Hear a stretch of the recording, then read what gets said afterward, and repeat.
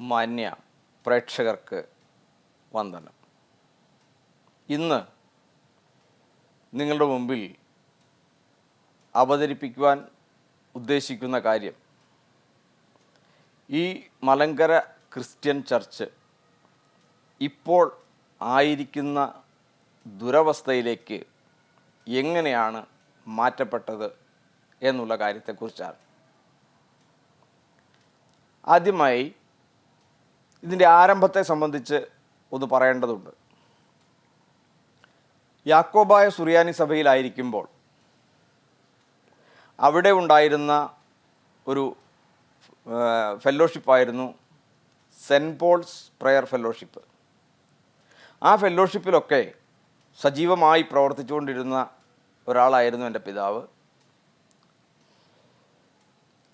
അന്നത്തെ ആ ഒരു ഫെല്ലോഷിപ്പിൻ്റെ അന്നത്തെ ആ ഒരു രീതിയേക്കാൾ കുറെ കൂടി ശക്തമായ ഒരു രീതിയിലേക്ക് മാറി ഒരു ചിന്താഗതി അല്ലെങ്കിൽ ഒരു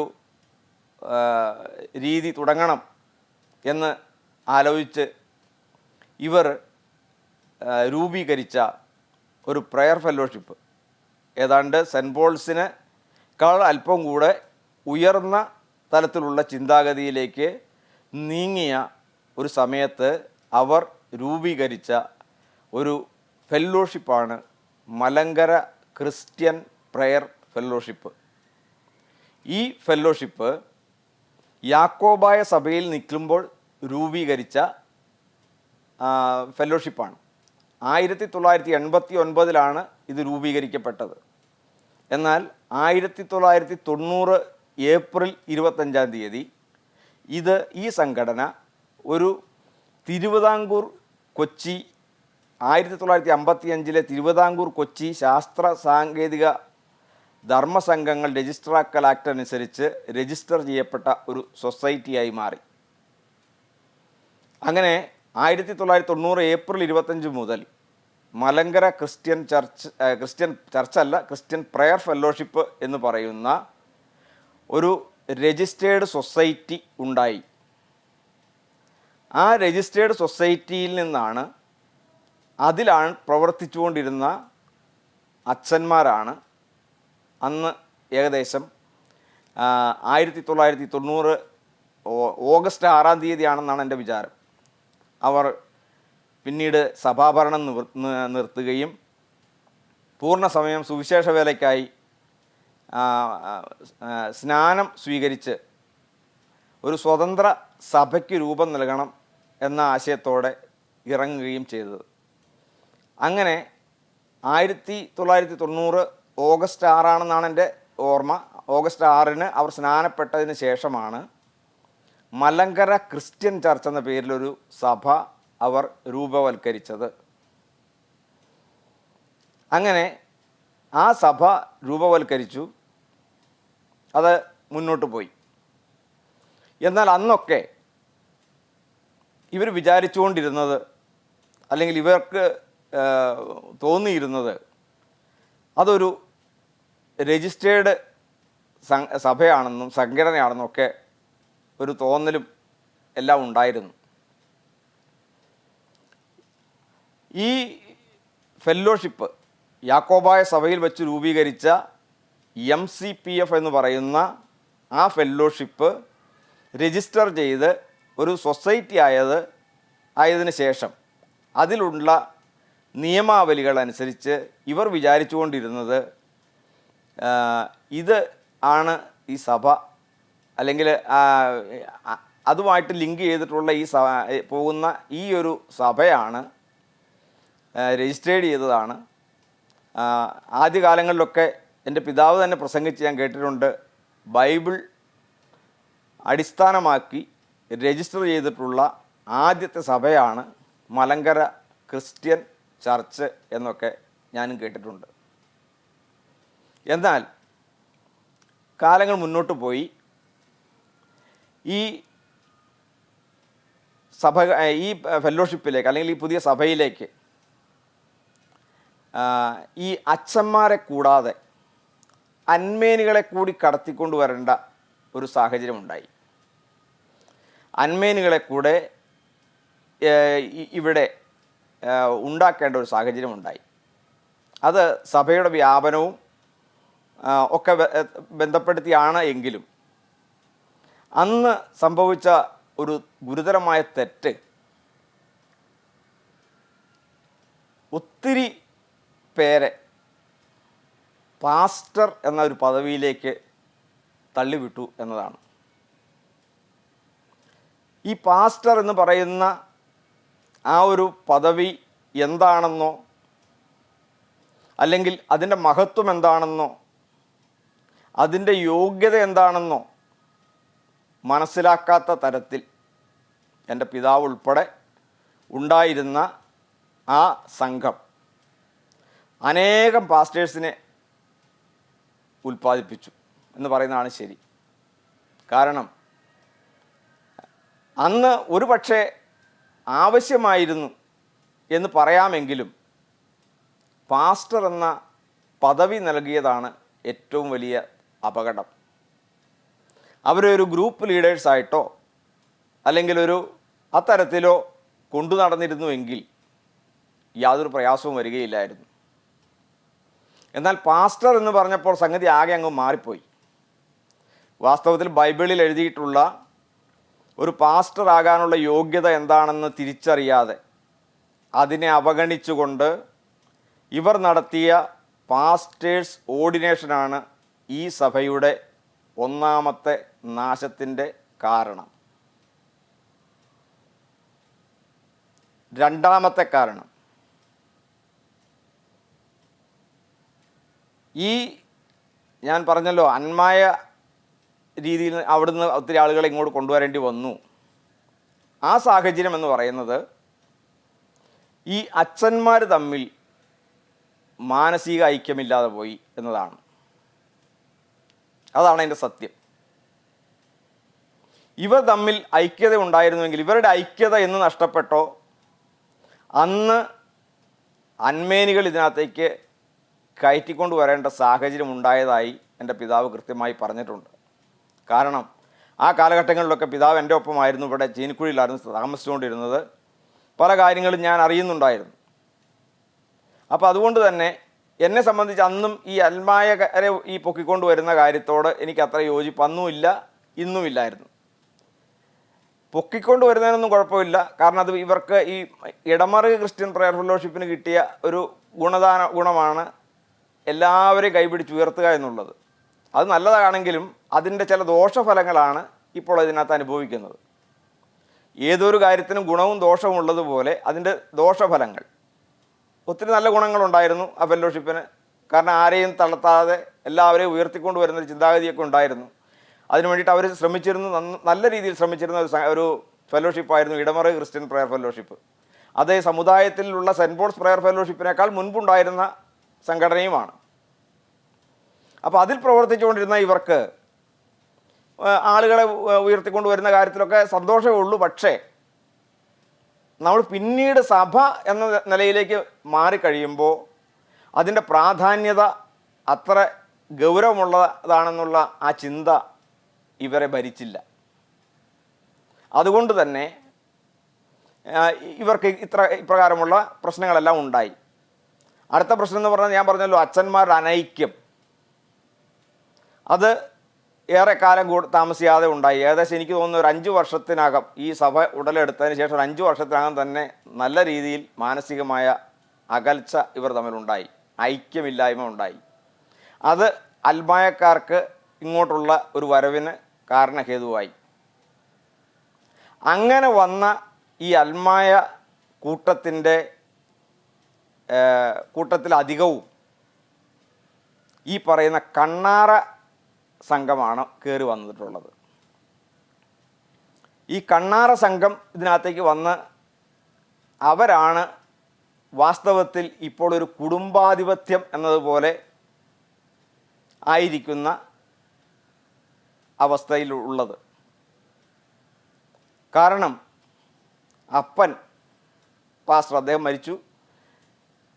മകൻ പാസ്റ്റർ, അത് ഒരാൾ ജോസ് പാസ്റ്റർ, അളിയന്മാരെല്ലാം പാസ്റ്റർമാർ, കുര്യാച്ചൻ, KJ ബെന്നി തുടങ്ങിയവരെ ഉൾപ്പെടെ, അനിയൻ പാസ്റ്റർ, അപ്പോൾ ഇങ്ങനെ അമ്മാവൻ പാസ്റ്റർ, ഈ പറയുന്ന ഗ്യാങ്ങിൻ്റെ അമ്മാവൻ പാസ്റ്റർ, അപ്പോൾ അങ്ങനെ ഒരു ഗ്യാങ് ഇതിനകത്തേക്ക് വന്നു. അപ്പോൾ ആ ഗ്യാങ് അങ്ങോട്ട് സംഘടിച്ച് അവരുടേതായ പാടവങ്ങൾ കാട്ടിക്കൊണ്ടിരുന്നു. പലപ്പോഴും ഈ കുന്നുമ്മേലച്ഛനെ ഇവർ ഹൈജാക്ക് ചെയ്തിട്ടുണ്ട്. എന്ന് പറഞ്ഞാൽ ഇവരുടെ ആവശ്യങ്ങൾ അല്ലെങ്കിൽ ഇവരുടെ കാര്യങ്ങൾ കുന്നുമ്മേലച്ഛനിലൂടെയാണ് ഇവർ നിവർത്തിച്ചു കൊണ്ടിരുന്നത്. കാരണം ഇവർക്ക് വോയിസ് ഇല്ല. ഇവർക്ക് വോയിസ് ഇല്ലാത്ത കാര്യം അന്ന് കുന്നുമ്മേലച്ഛൻ അന്നും തൻ്റെ അവസാനമായി അവിടുന്ന് പടിയിറങ്ങുന്നത് വരെ കുന്നുമ്മേലച്ഛനായിരുന്നു ഏത് കാര്യത്തിനും അവസാന വാക്ക്. അതെല്ലാവരും അംഗീകരിച്ചിരുന്നു. പക്ഷേ ഇവരുടെ പല കാര്യങ്ങളും കുന്നുമ്മേലച്ഛനിലൂടെയാണ് ഇവരുടെ അജണ്ടകൾ ഇവർ നടപ്പിലാക്കിയിരുന്നത്. അപ്പോൾ ഈ അച്ഛൻ്റെ വായിൽ നിന്ന് വന്നു കഴിഞ്ഞാൽ പല കാര്യങ്ങൾക്കും എതിർക്കാൻ പറ്റത്തില്ല എന്നുള്ള ഏക കാരണം കൊണ്ട് ഇതിനോട് എതിർപ്പുള്ളവരും அவங்க സമ്മതിച്ച് പോന്നിരുന്നു. അതാണ് ഇത് വരുവാനുള്ള ഒരു കാര്യം. ഇനി ഈ പറയുന്ന ഈ കണ്ണാറ സംഘം അതിലെ ഒരു അമ്മാവൻ പാസ്റ്റർ, ഇവരുടെ അമ്മാവൻ പാസ്റ്ററെ ഈ സഭയിൽ നിന്ന് ഇമ്മോറൽ ട്രാഫിക്കിന് ഇതിന് പുറത്താക്കിയ ആളാണ്. ഈ സഭയിൽ നിന്ന് പുറത്താക്കിയ ആളാണ്. അപ്പോൾ ആ ഒരു സത്യം എല്ലാവർക്കും അറിവുള്ളതാണ്. അപ്പോൾ ഈ ഒരു സംഘത്തിൻ്റെ സ്വാധീനതയും ഈ ഒരു സംഘത്തിൻ്റെ രീതികളും എന്താണെന്ന് മനസ്സിലാക്കാനാണ് ഞാൻ ഈ കാര്യങ്ങളെല്ലാം പറഞ്ഞത്. അങ്ങനെ പോകവേ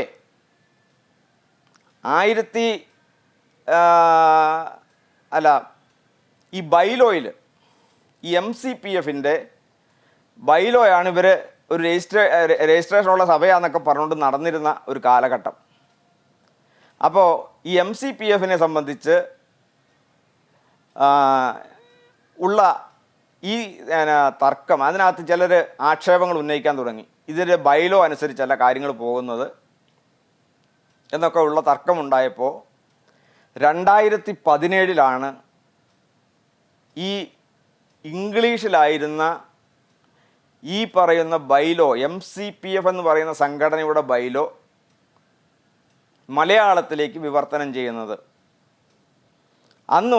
അതുവരെ ആർക്കും ഇതിന് ബൈലോ എന്താണെന്നോ ഇതെന്താണെന്നോ ഒന്നും അറിഞ്ഞുകൂടാ.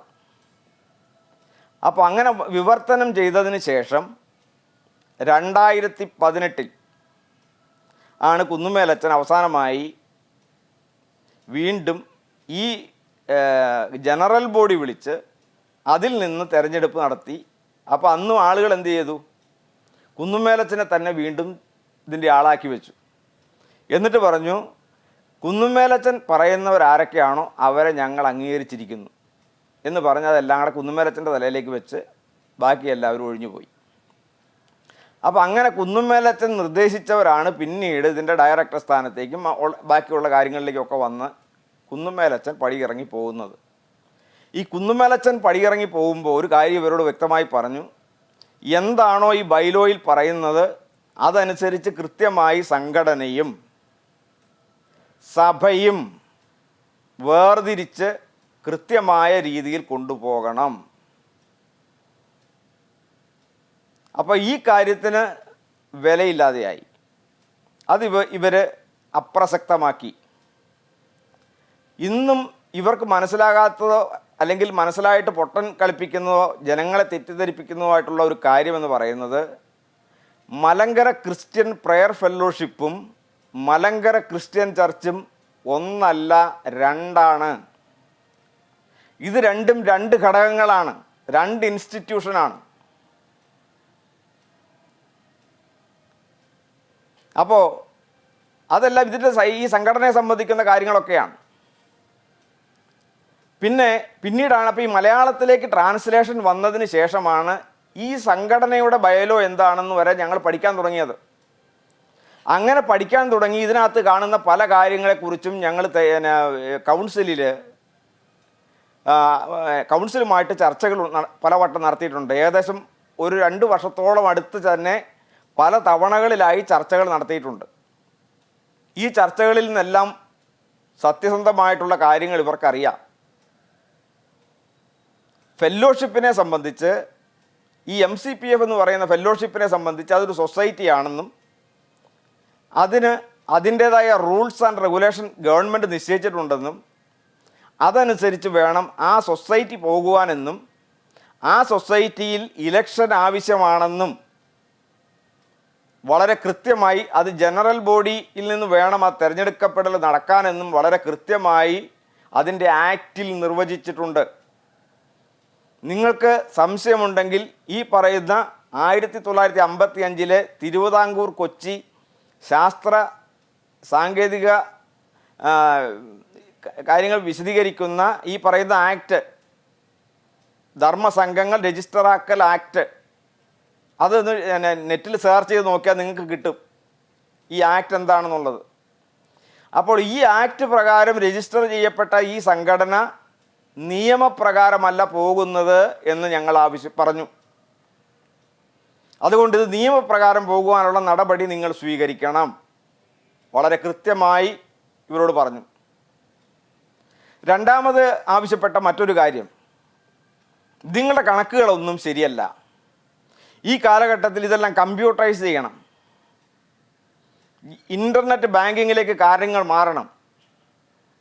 അപ്പോൾ ഇങ്ങനെയുള്ള കാര്യങ്ങളിൽ ഞങ്ങൾ നിങ്ങളെ സഹായിക്കാം, ഞങ്ങൾക്ക് 10 പൈസ പോലും തരണ്ട, ഇതെല്ലാം ഇങ്ങനെ ഒരു ഓർഡറിലാക്കി കറക്റ്റ് ചെയ്ത് നിങ്ങളെ ഏൽപ്പിക്കാം എന്ന് ഞങ്ങൾ ഈ പറയുന്ന കൗൺസിലിൽ പലതവണ പറഞ്ഞിട്ടുള്ളതാണ്, ഇവർ സമ്മതിച്ചിട്ടുള്ളതുമാണ്.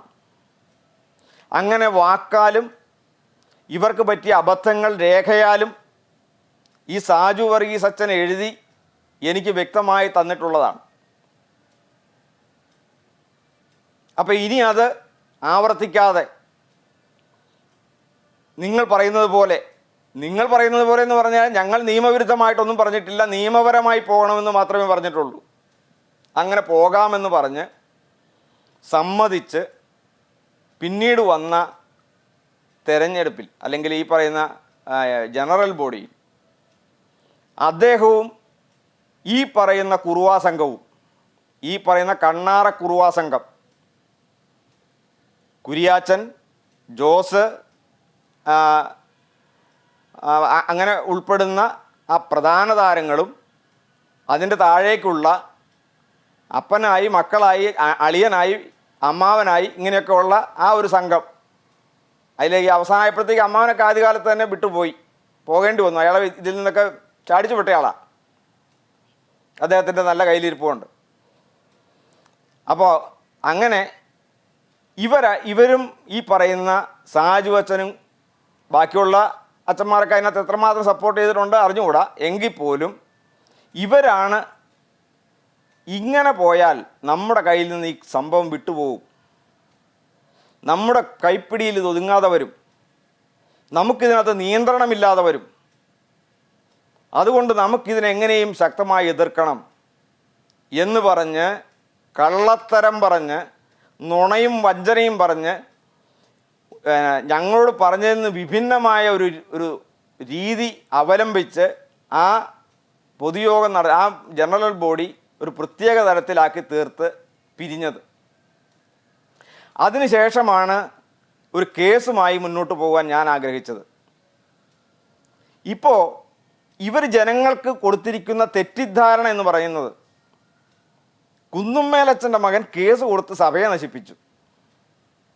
ഞാൻ ചോദിക്കട്ടെ, എന്ത് നാശമാണ് ഞാൻ നിങ്ങൾക്കുണ്ടാക്കിയത്? നിങ്ങൾ കൃത്യമായി ഇങ്ങോട്ട് പറയണം, നിങ്ങൾക്ക് എന്ത് നാശമുണ്ടായി? നിങ്ങളുടെ കണക്കിൽ തന്നെ നിങ്ങൾ പറയുന്നു, ആരോ ചോദിച്ചു ഈ കേസിന് എത്ര രൂപ നിങ്ങൾക്ക് ചിലവായിട്ടുണ്ട്? അതിനെല്ലാം നിസ്സാര പൈസയല്ലേ ആയിട്ടുള്ളൂ. ബാക്കി എൻ്റെ 10-15,000 രൂപ. അപ്പോൾ അതുകൊണ്ട് അതിനൊന്നും വലിയ ചിലവൊന്നുമില്ല. അപ്പോൾ അതുകൊണ്ട് അതങ്ങനെ പൊക്കോളും. മാത്രമല്ല, ഞങ്ങൾ ഇനി ഒരു കാര്യം ചെയ്തു, ഈ കേസിൻ്റെ കണക്ക് പ്രത്യേകം എഴുതുന്നില്ല, അത് പലവിധത്തിൻ്റെ കാര്യത്തിൽ അങ്ങ് പൊക്കോട്ടെ, അങ്ങനെ തീരുമാനിക്കുകയും ചെയ്തു. അപ്പോൾ അങ്ങനെ ഇവർ ഈ കേസ് അതിന് സ്പോൺസർ ഒരാളുണ്ടെന്നും പറയുന്നു, സ്പോൺസർ ചെയ്യാൻ ഒരാളുണ്ടെന്ന് പറയുന്നു, കേസിന് വലിയ ചിലവില്ലെന്ന് പറയുന്നു. അതേസമയം തന്നെ കേസ് പലവിധം എന്ന ഹെഡിങ്ങിലേക്ക് മാറ്റുന്നു. ഇതിൽ തന്നെ ഒരു അപാകതയുണ്ടല്ലോ, ഇത് ശരിയല്ലല്ലോ. ഈ MCPF വരുന്ന ഏതൊരു വരവിനും, അത് ആര് സ്പോൺസർ ചെയ്തതാവട്ടെ, വരവിന് രസീതും ചെലവിന് വൗച്ചറും ഉണ്ടായിരിക്കണം. അത് പ്രത്യേക ഹെഡിങ്ങുകൾ ഉണ്ടായിരിക്കണം. ഈ കേസിന് തന്നെ പ്രത്യേക ഹെഡിങ് കൊടുക്കണം. എന്നിട്ട് അതിനു വേണ്ടിയിട്ട് ചിലവായിട്ടുള്ള കാര്യങ്ങൾ മുഴുവൻ ജനത്തെ അറിയിക്കണം. ഇതറിയിച്ചാലുള്ള കുഴപ്പം എന്താണെന്ന് ചോദിച്ചാൽ, എത്ര രൂപ ഇവർ കേസിന് വേണ്ടി മുടക്കുന്നുണ്ട് എന്ന് ജനം അറിയും. അങ്ങനെ അറിഞ്ഞാൽ ഇവരിലേക്ക് ഇവർക്ക് കൊടുക്കുന്ന പണം നിന്നു പോകും. അതുകൊണ്ടാണ് ഇവർ ഈ കള്ളത്തരം പ്രയോഗിച്ചിരിക്കുന്നത്. അത് ജനങ്ങൾ ആദ്യമേ മനസ്സിലാക്കുക. എനിക്കറിയാം, നിങ്ങൾ എത്ര കേട്ടാലും മനസ്സിലാകുന്ന പാർട്ടികളാണെന്ന് എനിക്കൊരു ധാരണയൊന്നുമില്ല. പക്ഷെ ആരെങ്കിലും ആത്മാർത്ഥമായി ചിന്തിക്കുന്നവരോ ആത്മാർത്ഥമായി സത്യം അന്വേഷിക്കുന്നവരോ ഉണ്ടെങ്കിൽ നിങ്ങൾക്ക് വേണ്ടിയിട്ടാണ് ഞാൻ പറയുന്നത്, ഇവർ ഈ കാണിക്കുന്നത് വഞ്ചനയാണ്. ഇനി മറ്റൊരു കാര്യം നിങ്ങളോട് പറയാനുള്ളത്, ഞാനാണ് ഈ കേസ് കൊടുത്ത് നശിപ്പിച്ചതെന്ന് നിങ്ങൾ പറയുന്നുണ്ടല്ലോ. ഞാൻ പറയുന്നു, എന്തെങ്കിലും ഒരു നുണ ഈ കേസിൽ ഞാൻ പറഞ്ഞിട്ടുണ്ടെങ്കിൽ ആ കേസ് അപ്പോൾ എന്നാണ് നിങ്ങൾ ആ തുണ എന്നെ കാണിച്ചു തരുന്നത്, അപ്പം ഞാനത് പിൻവലിക്കും. എനിക്ക് നിങ്ങളോട് ആവശ്യപ്പെടാനുള്ളത്, ഈ കേസ് എന്താണെന്ന് നിങ്ങൾ ഈ 1990 തുടങ്ങിയ MCPF എന്ന് പറയുന്ന സംഘടനയ്ക്ക് 2017 വരെ കാത്തിരിക്കേണ്ടി വന്നു അതിൻ്റെ ബൈലോ എന്താണെന്ന് പഠിക്കാൻ, അത് മലയാളത്തിലേക്ക് വിവർത്തനം ചെയ്ത് കിട്ടുന്നത് വരെ. അതുപോലെ തന്നെയാണ് നിങ്ങൾ ഈ കേസും പറഞ്ഞ് ജനങ്ങളെ കളിപ്പിക്കുന്നത്, അല്ലെങ്കിൽ വിശ്വാസികളെ കളിപ്പിക്കുന്നത്. ഞാൻ നിങ്ങളോട് കൃത്യമായി ആവശ്യപ്പെടുന്നു, ഞാൻ കൊടുത്തിരിക്കുന്ന കേസും നിങ്ങൾ കൊടുത്തിരിക്കുന്ന മറുപടിയും മലയാളത്തിലേക്കാക്കി സാധാരണ ജനങ്ങളുടെ കയ്യിലേക്ക് എത്തിക്കുക. അത് മാത്രം നിങ്ങൾ ചെയ്താൽ മതി. വായിക്കുന്നവന് മനസ്സിലാവും ആരാണ് കള്ളനെന്നും ആരാണ് സത്യം പറയുന്നതെന്നും അവർക്ക് മനസ്സിലാവും. എന്താണെങ്കിലും ഈ കുറുവാ സംഘം പറയുന്നത് എന്താ, ഞങ്ങൾക്കൊന്നും ഇലക്ഷൻ നിൽക്കാൻ പറ്റത്തില്ല, അതൊന്നും ദൈവസഭയുടെ ഭാഗമല്ല, ഞങ്ങൾക്ക് ഇലക്ഷൻ ഇരിക്കുന്നില്ല, അതിനൊക്കെ ആത്മീയത വലിയ, അതിലും വലിയ കാര്യങ്ങളൊക്കെ പറഞ്ഞ് കുറുവാ സംഘങ്ങളെല്ലാം പറഞ്ഞുകൊണ്ടിരിക്കുന്നത് ഞങ്ങൾ ഇനി ഇലക്ഷൻ മത്സരിക്കില്ല, ഇലക്ഷൻ വന്നാൽ ഞങ്ങൾ പിന്മാറും എന്നൊക്കെയാണ്. വരട്ടെ, നമുക്ക് കാണാം. നിങ്ങൾ ഈ വീഡിയോ ഇന്ന് റെക്കോർഡ് ചെയ്ത് വെച്ചോളൂ.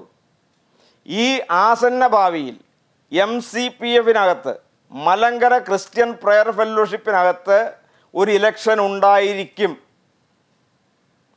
അല്ലാതെ ഇതിന് പിടിച്ചു നിൽപ്പില്ല. കാരണം ഈ ജനാധിപത്യ രാജ്യത്ത് ഒരു സൊസൈറ്റി നിലനിൽക്കുന്നത് ഇലക്ഷനിലൂടെയാണ്.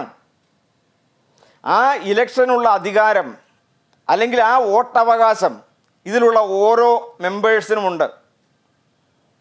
അപ്പോൾ ഇവരെ എലക്ട് ചെയ്യേണ്ടതും എല്ലാം ഈ പറയുന്ന മെമ്പേഴ്സാണ്. അല്ലാതെ ഈ ബൈലോയിൽ ഒത്തിരി ഇല്ലീഗലായിട്ടുള്ള കാര്യങ്ങൾ എഴുതി ചേർത്തിട്ടുണ്ട്. എന്ന് വെച്ചാൽ ഈ ആക്ടിന് വിരുദ്ധമായിട്ടുള്ള ഒത്തിരി കാര്യങ്ങളുണ്ട്. ഇപ്പം ഞാൻ അത് വിശദീകരിക്കുന്നില്ല, വേണമെങ്കിൽ മറ്റൊരു വീഡിയോയിൽ ആ കാര്യങ്ങൾ അക്കമിട്ട് വിശദീകരിച്ച് തരാം. ഇപ്പോൾ നിങ്ങൾ ചെയ്യേണ്ട കാര്യം, ഈ പറയുന്ന ഈ കൊടുത്തിരിക്കുന്ന കേസ് അതൊരു മലയാളത്തിലേക്ക് വിവർത്തനം ചെയ്ത് ഞാൻ കൊടുത്തിട്ടുള്ളത് എന്താണെന്നും നിങ്ങൾ കൊടുത്തിട്ടുള്ളത് എന്താണെന്നും ജനത്തെ അറിയിക്കുക. ജനം സത്യം അറിയട്ടെന്നേ. നിങ്ങൾ ഈ ഒരു മനുഷ്യനെക്കുറിച്ച് അല്ലെങ്കിൽ ഒരാളെക്കുറിച്ച് വ്യാജ വാർത്ത പടച്ചുവിട്ട് ഇതുപോലെ നുണ പറഞ്ഞ് ഇതുപോലെ കള്ളത്തരം കാണിച്ച് ഇതുപോലെ വ്യാജം കാണിക്കുന്ന മറ്റൊരു കുറുവാ സംഘം ഈ ലോകത്തിലുണ്ടാവില്ല.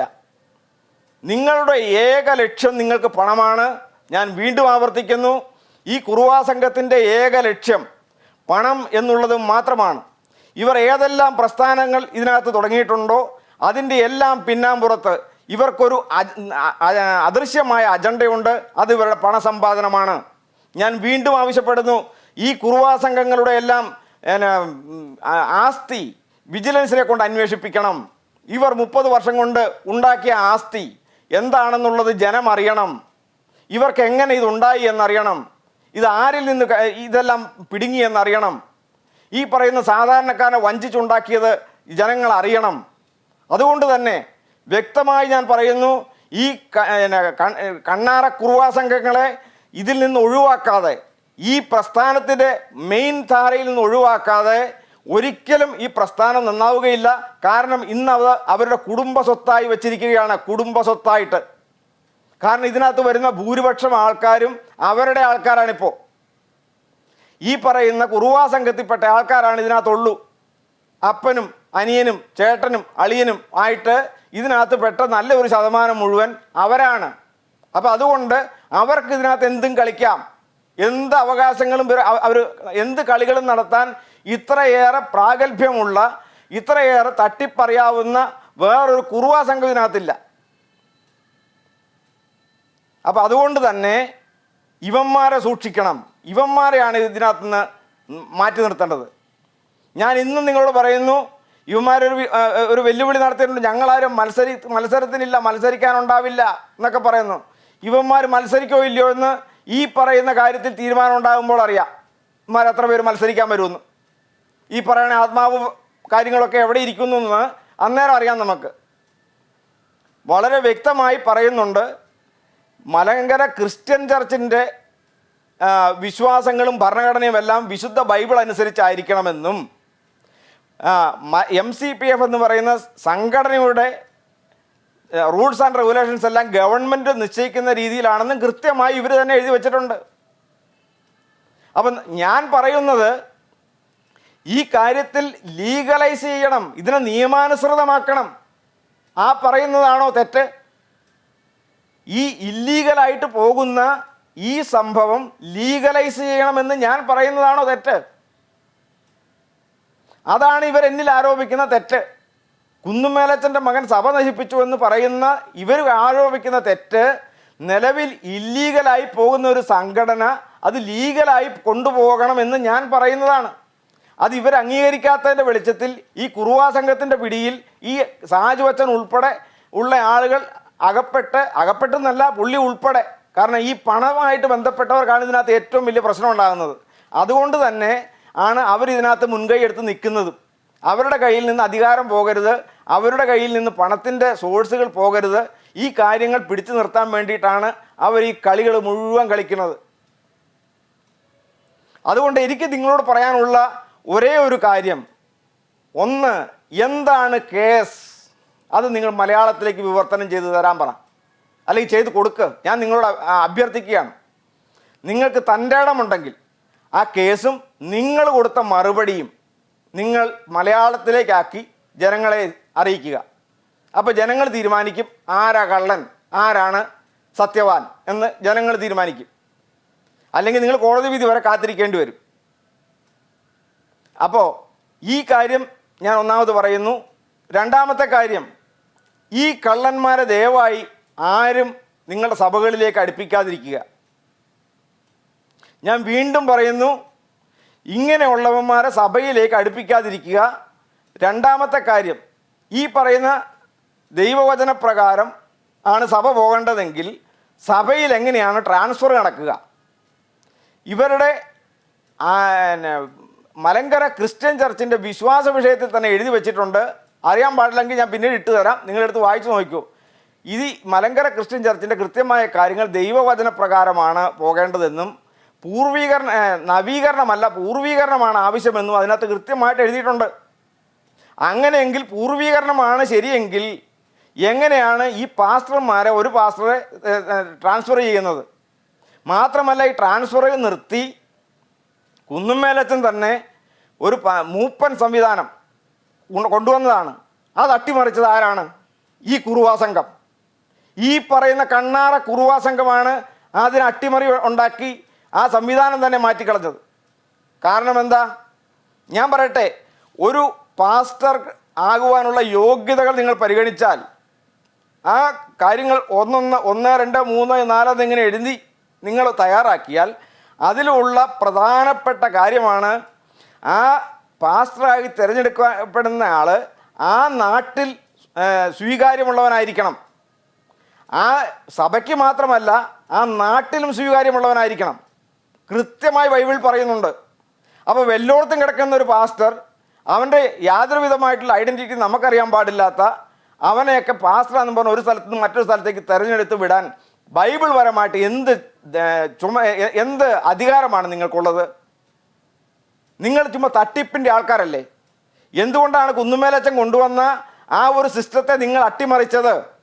ഓരോ സഭയിലും അവിടെ പാസ്റ്റർമാരെ നിയമിച്ച് പോവുകയല്ലാതെ ആ പാസ്റ്റർ ഉണ്ടാകേണ്ടത് ആ സഭയിൽ നിന്നാണ്. അവിടെ ഒരു പാസ്റ്റർ എന്ന സ്ഥാനത്തേക്ക് യോഗ്യനായി ആരെങ്കിലും ഉണ്ടാകുന്നത് വരെ അവിടെ ഒരു ശുശ്രൂഷ നടത്താനോ അല്ലെങ്കിൽ ആരെങ്കിലും ഒക്കെ നടത്തുന്നതിനൊന്നും തെറ്റൊന്നുമില്ല. പക്ഷേ ഒരു പാസ്റ്റർ ഉണ്ടാകേണ്ടത് ആ സഭയിൽ നിന്നാണ്. അതാണ് പൂർവീകരണം. അതാണ് പൗലോസ് അപ്പോസ്തലൻ ചെയ്തിട്ടുള്ളത്. അതാണ് അപ്പോസ്തലന്മാർ ചെയ്തിട്ടുള്ളത്. അല്ലാതെ ഇതുപോലെ ട്രാൻസ്ഫർ അടിപ്പിച്ച് വലിയ സമ്പത്തുള്ള സഭയെ നോക്കി കുറേ എണ്ണം തിരഞ്ഞെടുത്ത് പോകുന്ന പരിപാടിയൊന്നും അല്ല അവിടെ ഉണ്ടായിരുന്നത്. അതുകൊണ്ട് ഈ പരിപാടി തന്നെ നിർത്തണം. ഞാൻ പറയണേ, ആരെങ്കിലും സൗജന്യമായി ഈ പറയുന്ന കാര്യങ്ങൾ ചെയ്യാൻ തയ്യാറുള്ളവരുണ്ടെങ്കിൽ അവരെ ഏൽപ്പിക്കണം ഈ കാര്യങ്ങൾ. നിങ്ങൾക്ക് സൗജന്യമായി കിട്ടിയത് സൗജന്യമായി കൊടുക്കണം എന്നാണ് പറഞ്ഞത്. എന്ന് വെച്ചാൽ അവരാരും പട്ടിണി കിടക്കാനൊന്നും പറഞ്ഞിട്ടില്ല. അവർക്ക് അവരുടെ കാര്യങ്ങൾ നടക്കാനുള്ള കാര്യങ്ങളെല്ലാം, അവരുടെ സാധാരണ ജീവിതം നടക്കാനുള്ള എല്ലാ കാര്യങ്ങളും വിശ്വാസികൾ കൊടുത്തേ പറ്റൂ. അത് അവർ ചെയ്യുകയും ചെയ്യും. അതിനൊന്നും ആർക്കും തടസ്സവും. പക്ഷേ നിങ്ങൾക്ക് സമ്പാദിച്ച് നിങ്ങളൊരു ബിസിനസ് രീതിയിലേക്ക് കാര്യങ്ങൾ കൊണ്ടുപോകുന്നത് കൊണ്ടാണ് അതിനെയാണ് എതിർക്കുന്നത്. നിങ്ങളുടെ ഇപ്പോഴത്തെ ഏക ലക്ഷ്യം ഈ ക്രിസ്തീയ സഭ, ഈ ക്രിസ്തീയ വിശ്വാസവും ഈ പറയുന്ന ആത്മാവിൻ്റെ പേരും പറഞ്ഞ് നടത്തുന്ന ഈ തട്ടിപ്പും അഭ്യാസവും നിങ്ങളുടെ പണസമ്പാദനത്തിന് വേണ്ടിയിട്ടാണ്. നിങ്ങൾ വെറും പണസമ്പാദനം മാത്രമാണ് നിങ്ങളുടെ ലക്ഷ്യം. അതുകൊണ്ട് വളരെ കൃത്യമായി ഞാൻ ഒരിക്കൽ കൂടി പറഞ്ഞ് വീഡിയോ കൂടുതലാകാതിരിക്കാൻ വേണ്ടി നിർത്തുകയാണ്. വിശദമായ വീഡിയോകൾ പിന്നാലെ ഇട്ടുകൊണ്ടിരിക്കുന്നതാണ് കൃത്യമായ കാര്യങ്ങളെല്ലാം വെച്ച്. ഒന്ന്, ഇവർ നിലവിലുള്ള ഈ ഫെല്ലോഷിപ്പിനെതിരെ അല്ലെങ്കിൽ കൊടുത്തിട്ടുള്ള ഈ കേസ് എന്താണെന്ന് മലയാളത്തിൽ വിശദീകരിച്ച് ജനങ്ങൾക്ക് കൊടുക്കണം. നിങ്ങൾ കൊടുത്ത മറുപടി കൊടുക്കണം. ഞാൻ പറഞ്ഞല്ലോ, ആരാണ് കള്ളൻ, ആരാണ് നുണ പറയുന്നവൻ, ആരാണ് സത്യവാൻ എന്നറിയണമെങ്കിൽ ഇതാവശ്യമാണ്. അതുകൊണ്ട് നിങ്ങളത് ചെയ്യാൻ തൻ്റെ ഇടം ഉണ്ടെങ്കിൽ അത് ചെയ്യുക. ഞാൻ നിങ്ങളെ വെല്ലുവിളിക്കുന്നു, നിങ്ങളത് ചെയ്യണം. എന്നിട്ട് വെളിപ്പാട് പുസ്തകത്തിൽ ഒരു ലിസ്റ്റ് പറയുന്നുണ്ട് ഈ അകത്തേക്ക് കിടക്കുന്നവൻ്റെ. അതിനകത്തൊരു പ്രധാനപ്പെട്ട കാര്യമാണ് ഈ കള്ളത്തരം പറയുന്നവൻ, കള്ളൻ, പോഷ്കിൻ്റെ അപ്പൻ നടത്തുന്ന ആത്മാവ് അകത്ത് കയറിയിട്ടുള്ളവൻ, അവനാണല്ലോ കള്ളം പറയുന്നത്. ഞാനാണ് കള്ളം പറയുന്നതെങ്കിൽ ഉറപ്പായിട്ടും ഞാൻ പോഷ്കിൻ്റെ അപ്പന് അധീനപ്പെട്ടവനാണ്. മറിച്ച് അവരാണ് കള്ളം പറയുന്നതെങ്കിൽ നിശ്ചയമായും അവർ അധീനപ്പെട്ടവരാണ്. എന്താണെങ്കിലും ഒരു കാര്യം സത്യമാണ്, കള്ളം പറഞ്ഞ് ഇവന്മാരാരും, ഞാൻ ഉൾപ്പെടെ ആരും, ലോകത്തുള്ളൊരു മനുഷ്യനും ഈ പറയുന്ന സ്വർഗത്തിലേക്ക് പോവില്ല, അല്ലെങ്കിൽ വെളിപ്പാട് കാണുന്ന സ്ഥലത്ത് ഉണ്ടായിരിക്കുകയില്ല. അവൻ ആരൊക്കെ ആയാലും, എത്ര അന്യഭാഷ പറഞ്ഞാലും, എത്ര ചാടിത്തുള്ളി കൂവി കൊക്കിക്കൊണ്ട് നടന്നാലും, കള്ളം പറയുന്നവനോ നുണ പറയുന്നവനോ അവിടെ ഉണ്ടാവുകയില്ല എന്ന് വെളിപ്പാട് പുസ്തകത്തിൽ വളരെ വ്യക്തമായി പറഞ്ഞിട്ടുണ്ട്. അതുകൊണ്ട് തന്നെ നിങ്ങൾ ഈ കാര്യത്തിൽ വളരെ ശക്തമായും വ്യക്തമായും തീരുമാനങ്ങളെടുത്ത് ജനത്തെ അറിയിക്കുവാൻ ഞാൻ നിങ്ങളെ ഉത്ബോധിപ്പിക്കുകയാണ്. നിങ്ങൾക്ക് പറ്റുമെങ്കിൽ ആ കാര്യങ്ങൾ ചെയ്യുക. മറ്റൊരു വീഡിയോയുമായി തുടർന്ന് വീണ്ടും കാണാം.